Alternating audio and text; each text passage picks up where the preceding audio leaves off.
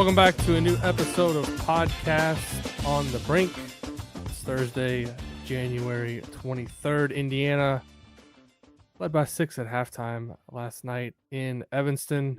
Ended up losing 79-70 to Northwestern. 5th straight loss for the program against the Wildcats. Not an encouraging statistic historically for Indiana basketball. I believe I saw something where it was the first time since 1915 or 17, somewhere around that range, they lost 5 straight to Northwestern. So definitely not an encouraging statistic. Tony Adragna of Assembly Call and IU Film Room is back as a guest on this week's Podcast on the Brink. Before we get to Tony, wanted to take a moment to remind you that Podcast on the Brink brought to you by our friends at Visit Bloomington. Visit Bloomington is a proud partner of Podcast on the Brink and Indiana University Athletics. If you're ready to take your Hoosier basketball fandom to the next level, then plan your trip to Bloomington, Indiana. From iconic eats like Nick's English Hut to exploring the scenic trails of Griffey Lake, Bloomington is your gateway to all things Hoosier and beyond. Order your free visitor guide and begin planning your adventure at visitbloomington.com. Tony, it's been a while since we talked. I noticed you've been laying a little bit low on the Assembly Call post-game shows. And I think you told me before we hit record you've been doing you did one, I think, this season, but you have been pretty active on Twitter in terms of just some of the number of statistics that you've been throwing out. I'm curious, so before we dive into some of that stuff, just where are you right now with this IU basketball program? I think last season you made things pretty clear, that you weren't very happy with kind of the state of the program. Noted that you thought change should be made, and then obviously from talking in the offseason when the Indiana brought the transfer portal class in, I think a lot of people were kind of willing to give this season a chance. I don't want to put words in your mouth, but from talking to you, you seem to kind of be on board with that. But now that we've seen 20 games of basketball this season, 14-6 overall, 5-4 in the Big Ten, just big picture, what are your thoughts on the current state of Indiana basketball? Sure. As always, appreciate you having me on here, Alex. Yeah, I mean, it doesn't feel good, right? As a fan, first and foremost, obviously, I do cover the team in terms of analysis and numbers and things like that. Obviously not to the level that you do, but it doesn't feel good. And it was a little bit of a roller coaster ride, as you noted. Like last season, I thought there should be changes at the top of the program. Obviously, they came out in mid-February, said that wasn't going to happen. I kind of stopped beating that drum because it wasn't relevant to anything, and it was kind of like, all right, let's dive into the portal here. I created the IU portal tracker to for fans to kind of see guys that were coming in and out on visits, guys that Indiana was in contact with. And ultimately, all indications were that Indiana had a tremendous portal haul. They got 2 sophomore guards in Rice and Carlisle that were dynamic, guys that you thought that were pretty good their freshman year that would make that sophomore leap.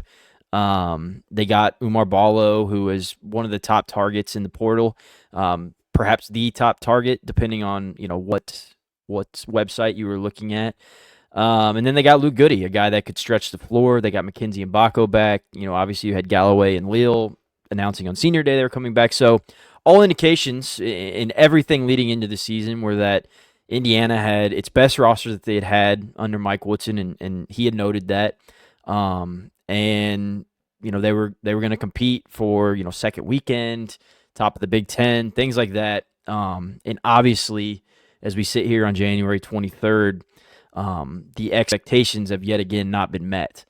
And so that's where I'm at with it. It's obviously disappointing that it's another year where expectations are not being met. And surface level, the record looks okay, right? Like they're it's not like this dire record. Heck, Mike Woodson even noted it. Hey guys, we're 13-5, not 5-13, or whatever the case was the other day. But then when you kind of break it down into quad 1, quad 2, quad 3 and 4 metrics, it's where it starts to get dicey, and that's kind of been the theme throughout the Woodson tenure. I think this season their quad one record is what now 2-6, I think. Yeah. And so not good. Mike Woodson's overall quad one record I think is like 15-36 or 16-36 now. And I guess the only solace I guess in last night's loss is it was single digits. That's the first time that's happened this season. It was tinkering there on. I thought it was going to be another 15, 20 point blowout. Indiana did catch fire and obviously made it a game towards the end, but ultimately it's just expectations not being met, and that's disappointing. And that's where I'm at on this season. Is I'm just disappointed, and ultimately,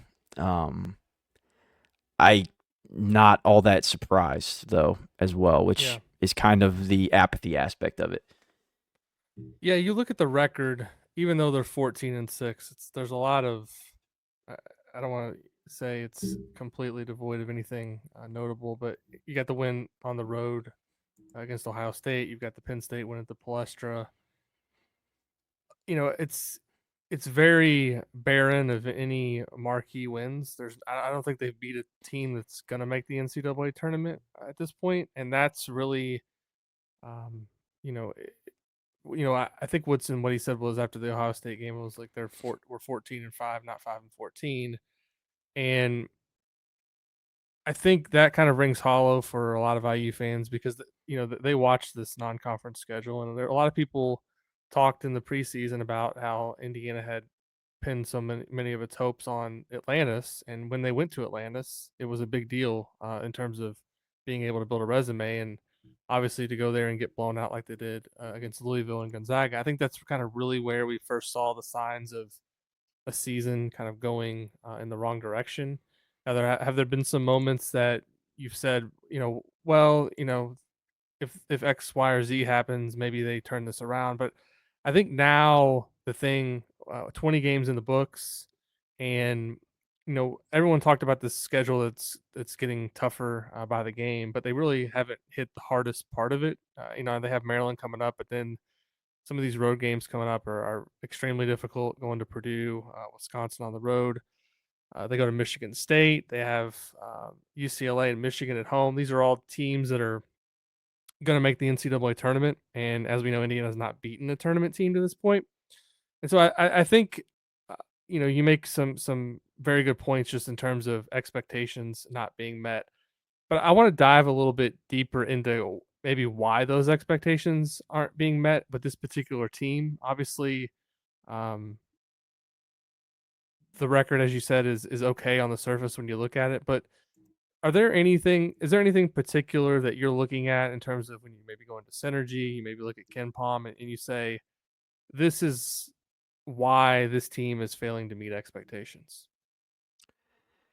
Yeah, there's a lot there. When you look at Indiana offensively and defensively in adjusted efficiency, offensively they're 72nd in adjusted offensive efficiency, which is a touch better than last year, but still nowhere near where this program should be. Defensively, they're 50th or 51st in adjusted defensive efficiency. So it's like, to me, it always goes back to lack of identity. Like, what is Indiana's identity? What do they hang their hat on? What do they emphasize in practice that's very clear that they're doing that in a game?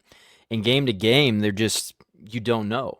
It looked for a while that like rebounding had really become an emphasis, especially on the offensive end. Indiana started rebounding offensively, but then they go play Illinois, and that just got flipped on its head. And so it's just like you never can pinpoint what they're going or what you should expect when they come out. You might have a Mackenzie Mbako 20-point game. You might have a Mackenzie Mbako game where he doesn't score.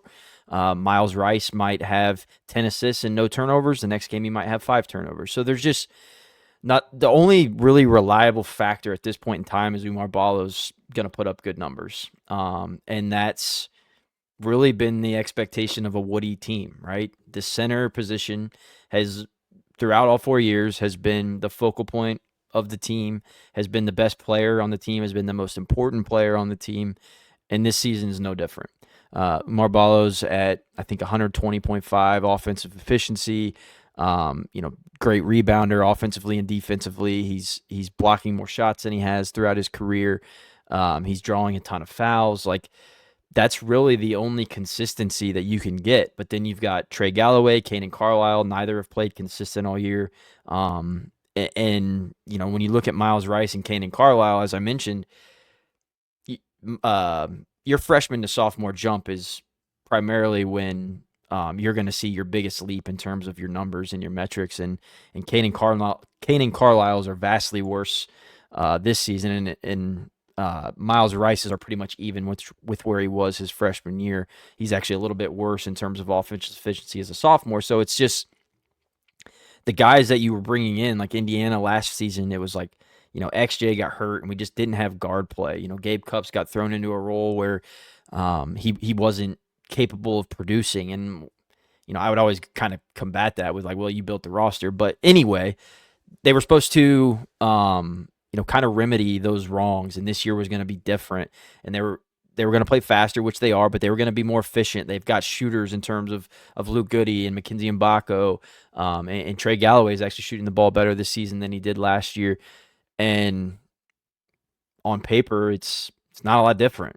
Offensive efficiency is lacking. I think you just tweeted out recently that 2-point percentage of Big Ten play is worst in the conference. So they're not shooting the ball well. They're not scoring at the rim well. It's just kind of a hodgepodge of inconsistencies. And when you're inconsistent, you can put together good games and good performances, but more times than not, you're going to fall back to kind of the level of your inconsistencies. And that's why Indiana finds themselves, I believe, at 59th in KenPom, 64th in Bart Torvik. And you're near 20 games into the season. That's essentially what you are. Like, it's hard to really break through 20 games into the season in those predictive metrics, which is also, factored into the net. So that's kind of where I'm at. You can't really pinpoint what's going wrong because it's kind of something different every time because of the inconsistencies. So you studied a lot of these portal guys as closely as anybody. You did a ton of film breakdowns. I mean, I pointed a lot of people to your stuff in the off season, and it's hard, I think, when you look at guys in the transfer portal because you're looking at them and their numbers at their previous home, and so you don't always know how it's going to translate. Well, with a guy like Ballo, maybe a little bit easier to translate because where is he scoring his baskets? All Right. around the rim. As long as he rebounds and finishes relatively well around the rim, he's going to be pretty similar, I think, wherever he plays in terms of production. He's also an older player, so there's a bigger body of work to kind of say this guy's done this over a consistent period of time. What do you think? Maybe I don't want to say we missed because we weren't the ones that recruited any of these guys that brought them in. But what do you think maybe was? Do you think the talent was overrated in terms of Carlisle and Rice and some of the Goody's been I think about what people would expect overall. I mean, he's been starting games, which I don't think people would have projected earlier in the season. Shot the ball relatively well. We knew that defensively he was maybe not the level that you want to have from a wing defender. But I'm curious, just do you think this is more indicative of the situation that they've kind of come into, or do you think it's more indicative of the talent of the players maybe being overrated, or a combination of both on Carlisle and Rice specifically? I think it's probably a combination of both. Obviously, when you're looking at the portal haul, you're trying to see the best in what those players can do, and you're trying to accentuate their strengths and take away their weaknesses. But part of it is kind of like, the bill of goods that people were sold. Like, hey, this offense is going to be different. We're going to be more dynamic. It's going to be more 4 out, 1 in. And there have been times when we have seen that this season, and I think Indiana has looked better, overall, especially from an offensive standpoint with more of the one big actions. But, when you're looking at Miles Rice last year, Washington State, it's a lot of 5 out, open floor, pushing in transition, allowing him to make the decisions, kind of secondary transition actions where, he can kind of make the decisions. They're not just getting in a set. Well, Indiana's offense is very set based. If they're not scoring on a fast break layup, they're going to set up into something. Well, that kind of takes away Miles Rice's strengths because he's a guy that kind of is read and react. And when he's getting to the bucket, that's not something like it's not because they ran a play to get him to the bucket. It's because there's a high ball screen action and he's able to make decisions out of that. And so I think a big part of that is just the situation. Kanan Carlisle, not a guy that you really want to put handcuffs on and kind of take away his ability to play freely. Playing within a structured system where every decision that you're making is already made up for you is not necessarily accentuating his strengths. And so we've obviously seen him really really struggle. And then some of it is things that they're allowed to do. Like I'm not letting Caden Carlisle, Bryson Tucker, and Miles Rice shoot 18-foot 2-point shots, especially when the other team's on a run and it's a 10-0 run and we really need a bucket. Like we need a layup or an open three. So some of it goes back to what's allowed as well within the confines of the offense. And I know that's kind of contradicting myself because I say like there's handcuffs on them, but then they're allowed to shoot these bad shots. But that does play into it, right? It's in the confines of their offense, and like some of their offense is built to get 15 to 18-foot shots, and so that's what the guys are taking. They're very low efficiency shots, and so a lot of it's that.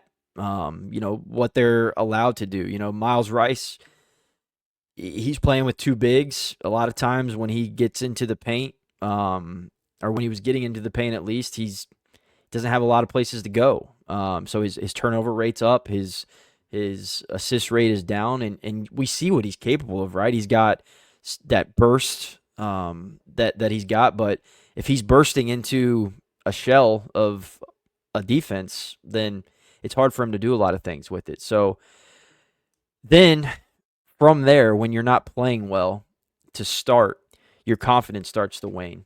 And I think that's a lot of what we've seen with Kanan Carlisle is, didn't start out well, had a couple, 2-3 games where, he was out for whatever reason, was never really disclosed what he was out for, comes back, loses a starting spot, that just messes with your mental, and then it's hard to get that back. And then, like I think I said at the beginning or before we got on air, like it's kind of a pressure cooker at that point, and you're just constantly in your own head thinking about it, and things can get tough. And so, for those guys, it's multifaceted certainly, but I do think that, especially in Miles Rice, I think he has a capability to be one of the best guards in the Big Ten. I think when I can't remember who posted it, but it was like the top transfer portal guards or the top guards in the country or something, and Miles Rice was way down the list, and I tweeted it like that's going to change. Like this was before the season started. Like he is that good, I thought. Obviously I was wrong in that. But yeah, it's just a lot of little things that lead up to kind of big picture issues. Yeah, I do kind of see with Rice it being a little bit more of the situation that he's in rather than the talent that he has, because you see plays that he makes. We saw it in that exhibition game against Tennessee on the road. He was the most impactful player, I thought, for Indiana in that game. There's been other moments throughout the season where when he's been able to kind of play more freely and kind of make reads and react, as you mentioned, he's been able to do some really good things. But I don't think he's ever really gotten comfortable with the way Indiana's asking him to play, and so that I think that's played a pretty big role. Him too, confidence wise, because when you're unsure of yourself and you're kind of unsure of what you're supposed to do on a game to game basis, I think it kind of creates a mental hurdle for any player. So Carlisle just clearly has not shot the ball well, and he started off on the wrong foot, has never been able to really get it going, and 20 games into the season, It looks like I don't want to say completely lost cause. I mean, he did play well against Ohio State, but for him to turn it around right now seems pretty improbable. In terms of just the the style of play overall, we we were we were told in the preseason and the offseason that things were going to look different. Is there anything you can point to schematically or from a style of play perspective with Indiana that's different this year compared to previous years, or is it pretty much the same thing? They are playing faster. Their average possession length, I think, is like 70th in the country, which is faster than they've done in seasons past, which I think Miles Rice aids in that. But in terms of like their bread and butter, no. I mean, they want to throw it inside, play inside out. They're not going to shoot a ton of threes. In the macro picture, they might have a game or two here where they do. They don't shoot the ball well. Defensively, they overhelp and give up a lot of threes. I mean, there's not a lot of changes stylistically, like in the macro picture. Like they might run some different sets here and there, but in the big picture, what they kind of hang their hat on, if you will, has not changed. And their metrics look eerily similar to past seasons. I do think they've put more of an emphasis on offensive rebounding, and so that's a little bit different. Umar Ballo's doing a nice job down there, primarily him of making that an emphasis. I think in years past they've been in the 200s or 300s in terms of offensive rebounding percentage. This year they're in the 106th, and so they are doing that at a better clip. But you can find little things here and there, but overall it's a lot of the same.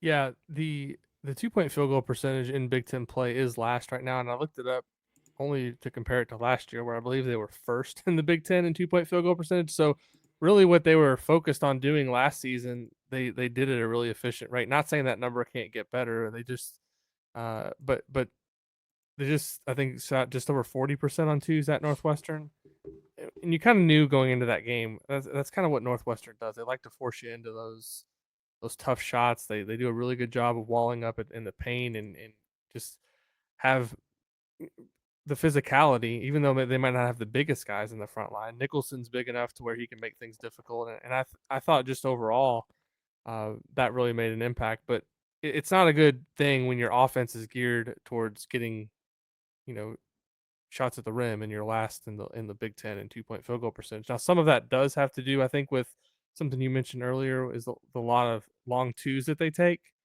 And I wrote something earlier in the season just about how impactful it could be on a game to game basis if they just turn some of those longer twos into 3 point attempts, because it's a lot of cases it's just a step or two inside the 3 point line and you're taking that shot, it's likely not going to go in. If it's not going to go in, might as well get out a little bit further, and if when you do make it, you're going to get an extra point. But I kind of want to transition to just the overall feeling right now within the fan base. You call yourself a fan. Obviously, when I took a press pass and started covering this team in a professional capacity, that kind of went out the window for me. I try to be as objective as possible, and it's tough. I was talking to you about this before we hit record.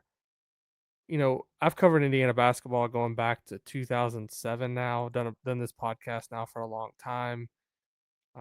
Written about the team on a year to year basis, and the audience kind of knows and feels what's going on. And there's just a sense to me right now that most people are kind of ready to move on and have something different. Is that kind of the same sense? Like I'm sure you have a ton of friends who are IU fans. I mean, you went to IU, you were in the media school there. Or, I don't know, it wasn't called the media school when you did it, but I know you were involved there, and I know you talked to a lot of people connected around the program. I mean, is the overall feeling in your mind just people are ready for something different? Is there anyone kind of holding out like this could get better? Because the sense that I'm getting is just overwhelmingly people are ready for something different, and they've kind of seen now the body of work and realize it's not good enough. It's kind of the same place they got to with I want to say Archie Miller later in his tenure, where you could just kind of see that it wasn't going to work, and people were ready to move on. Yeah, it's exactly that. Like you mentioned, a lot of friends, a lot of people I'm close to down in Bloomington, and the overall sentiment is, how quickly can this end? And that's never where you want to be from like an athletic department standpoint, is people wishing away seasons. But that's kind of where we're at, in terms of January 23rd. I don't think there's a lot of hope for this season. Like, even if Indiana goes on a little run and, let's say, makes the first four or something, like, I don't think there's a lot. Most of the hope that was out there coming into November, especially after, a preseason win over what is now a top 5 team in Tennessee. Like, there was a lot of hope and optimism coming into the season that got squandered a bit. Obviously, in Atlantis, that's where really red flags went up quickly.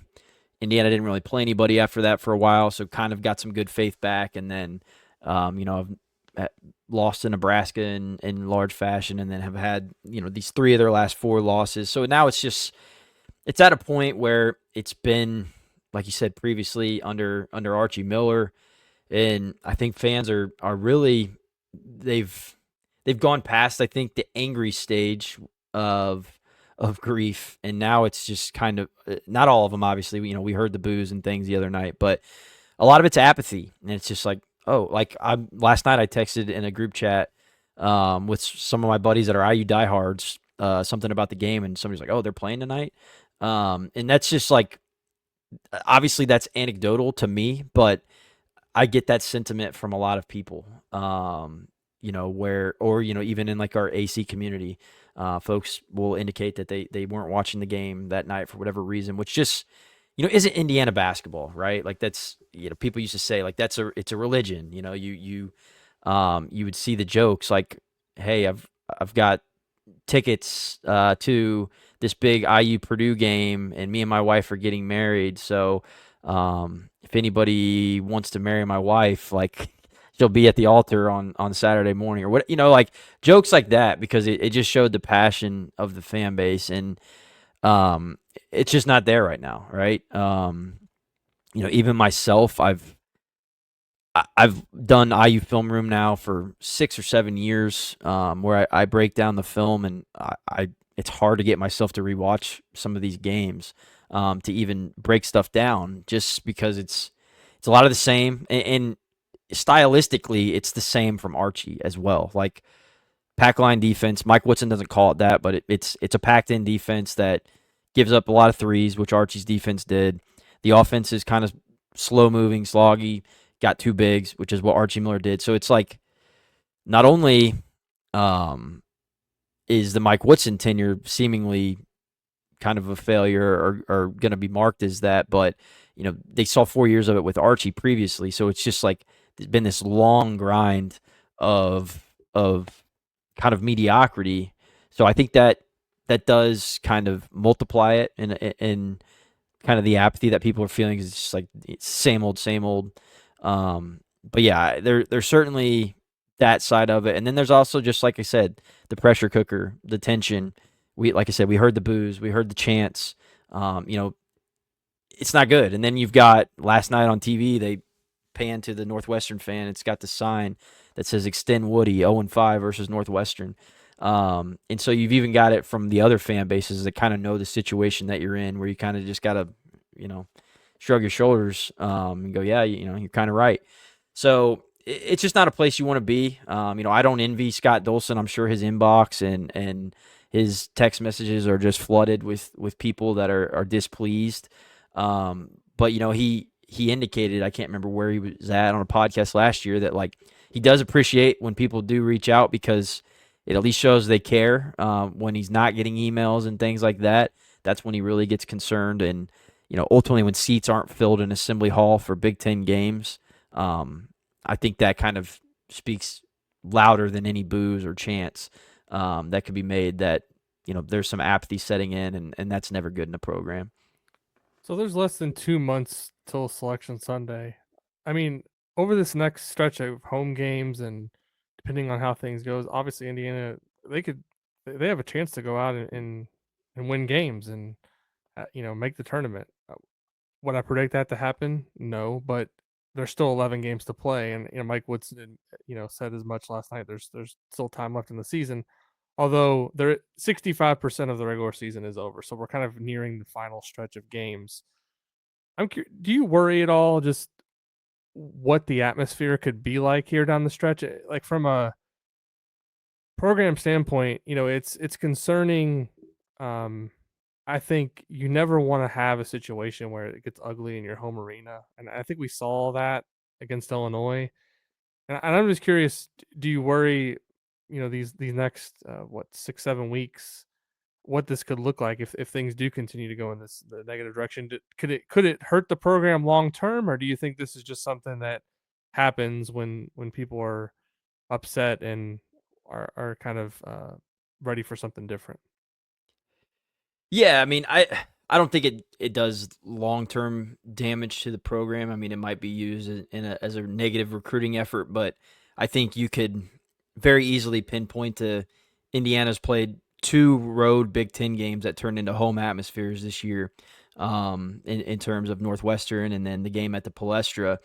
You could turn to the Bahamas where Indiana had the highest fan turnout. Like, yes, there are people that are upset and angry, and it's not a good environment at Assembly Hall currently, but there are millions of other instances where you could pinpoint to why this fan base is who you want to play for. Not to mention, they're going to get you paid, which also Right. helps. But yeah, I do worry. When I made my video last year where I kind of was calling on a change, I I don't want to toot my own horn, but I pretty much predicted exactly this and said I don't want to see it come to this where fans are booing their own, especially, a program legend in Mike Woodson. You don't want it to get ugly with something like that. And it is, right? And now, do I think Mike Woodson did himself any favors in the way that he's interacted with fans? No, I don't.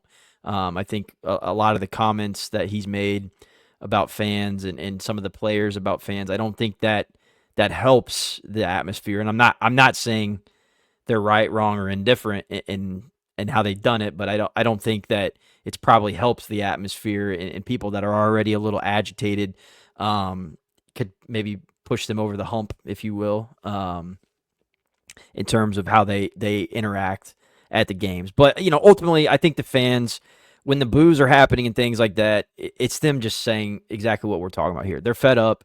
They want to see a change. It's not new. They've chanted "Fire Archie," his last game at Lucas Oil Stadium. Basically, the first time fans were able to go see that Indiana team play at Lucas Oil Stadium. There was the "Fire Archie" chants. Um, and once that genie's out of the bottle, it's really hard to put it back in. And so that's my fear, is that it does just get ugly. The Assembly Hall isn't an advantage this season. And you can hear it, like even on TV, you can just hear like the murmurs and just like the tension, just temperature going up and up and up, and then Illinois goes on a run, and all of a sudden it's booze, Fire Woodson, all those chants, and that's never good. Like I think everybody knows that's never good for your program. I don't think it does long term damage. But I get it too. It's like fans are trying to find a way to explain their displeasure, and that's just kind of what comes out. Right or wrong. Yeah, the last thing I wanted to get, you can either comment on this or we can just leave it at this. The one thing that it's kind of been a little bit baffling to me is like every time Indiana gets in this position, the reaction I think from outside the fan base and what you kind of see on social media from maybe other fan bases or other media is to kind of blame the fans like for this toxic environment. And to me, it's just a terrible argument from the standpoint of Indiana has one of the greatest, most dedicated, loyal fan bases in all of college basketball. They've supported this program unconditionally through a lot of different things. Whether you want to talk about the Kelvin Sampson years where things got dark with some of the off the court stuff and he had to be fired. You talk about those first 3 years of Tom Crean's tenure where you want to talk about bad basketball. They sat through a lot of it. They watched it. They watched the ups of the Crean era. They watched the downs. They were there. They supported the program under Archie Miller. They've supported the program under Mike Woodson. They've traveled. The last 2 or 3 years, they've gone to the Bahamas. They've gone to Las Vegas. They've gone to New York. They've gone to Atlanta. Everywhere you go, Indiana fans are there, and it's just baffling to me that somehow this always gets turned around on the fan base, like as it being a toxic environment. The issue is more Indiana has just not had the right leadership in place with the basketball program to get sustained success, because ultimately fans in any fan base want a program that's healthy and thriving, and they can, if there's a year where you don't make the NCAA tournament and injuries happen or something, if that's like once every 5 or 6 years, I think people are, for the most part, pretty reasonable and happy with that. Are you going to have your people that are on the fringe that, have unrealistic expectations? Sure. But I think for the most part, Indiana fans have been really reasonable. They've been uh, loyal in their support. And it's been crazy to see some of these sentiments out there that it's a fan problem in Indiana, and it's people calling it a fishbowl and the pressure's too much. It's, to me, that just says that they've not had the right person in the seat who can properly uh, do the job, which is pretty complex. In many ways, you're one of the more visible people in the entire state of Indiana. You've got to do the recruiting side of it. You've got to be able to get players. You've got to be able to coach the team. You've got to be able to be organized in terms of how your organization is run from top to bottom. It's even more complex now in the NIL era because you've got a lot of moving pieces managing the portal. And I'm not saying that Mike Woodson hasn't done some of these things well over his tenure. I'm not saying that Archie Miller didn't do some of those things well, Tom Crean, but the common theme is none of them have done it consistently enough to sustain themselves in the job. And I think that says a lot that Indiana's just not had the right person in that chair. Yeah, to me, the national folks and even some local folks that make that argument, it's a bad faith argument. In my opinion, it's to drum up some engagement and stir some people up. That's done so without really any merit behind it. As you noted, Indiana's got a tremendous fan base that has supported this program through a lot of crap. Without this fan base, this program would not be in a good spot. Now you and I both know that the NIL money that's going to these players, the majority of it is from a select few individuals. But these Indiana fans, they still give some hard-earned money to go to the games, but also contribute to NIL and all those things, and the varsity club and all of that. And this is a program that these same people that say the fans are the problem also want to talk about how this program's lost blue blood status. The expectations aren't where they once were. And you hit the nail on the head. It's the leader. Let's go back to post night. They hired Mike Davis and fired him. Surely after he left this fishbowl environment, he went on to have this great success as a basketball coach. He's doing it right now at some big blue blood program. False. He's an assistant coach at Memphis. Kelvin Sampson, great coach, was cheating, got a 5-year show clause. No chance Indiana could have kept him around with that show clause and all the things that were surrounding it. So, and they hired him when they knew he was already in trouble. So that one's kind of thrown out the window.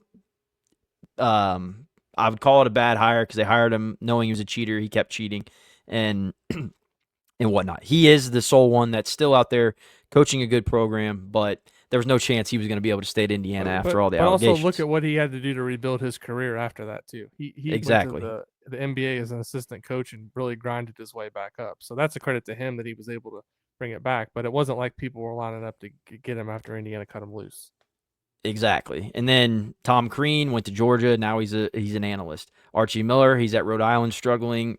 He was on multiple hot lists or hot seat lists this past offseason at Rhode Island. So it's not like these guys leave Indiana and all of a sudden they are these tremendous coaches and leading these great programs and have all of this success. It's they're for whatever reason they're not successful leading programs. And so again, it speaks volumes to the hires. And Archie was a great hire on paper. Like everybody thought he was the right guy. He just wasn't.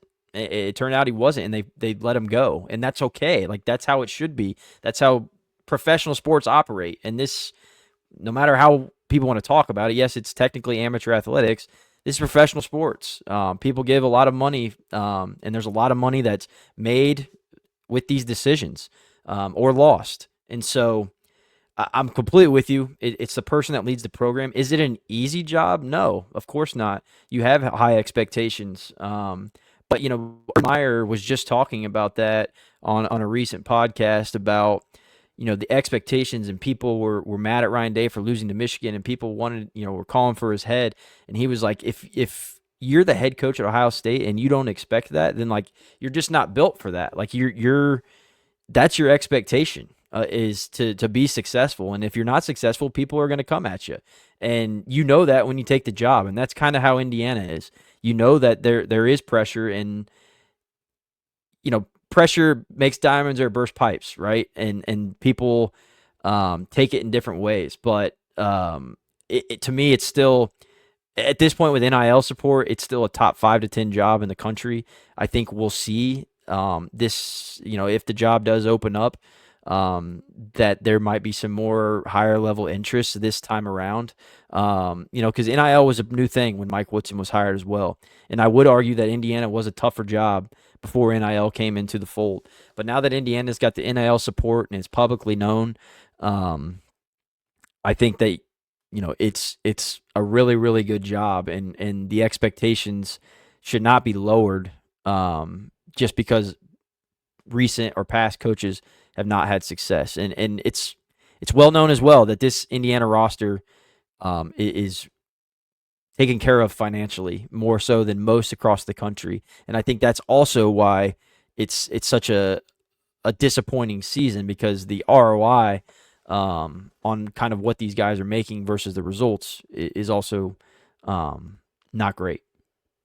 Yeah, I think any coach that would look at it and say the fan base could be a detriment or a bad thing is a coach that you wouldn't want to consider for the job, because it means that they're looking at the negative, the potential downside, rather than what can be a huge upside. Imagine a coach that can lead Indiana to sustained success, take them back to a Final Four, compete for Big Ten titles consistently.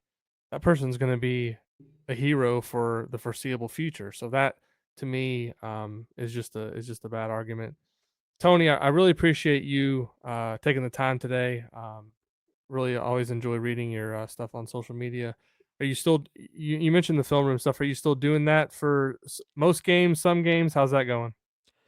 Yeah, I would classify it as some games now at Assembly Call. When usually I'll just find some clips, throw them on Twitter, and then if I really want to dive deep into some nonsense, then I'll throw it up on Assembly Call. But still doing some things over there and on Twitter as well. Thanks again, Tony, for joining us. Really appreciate it. Always good to talk to you. If you enjoy listening to a podcast on the Brink, please leave us a 5-star rating and review over on Apple Podcasts. Leave us a 5-star rating over on Spotify, and we'll be back soon with another episode of Podcast on the Brink.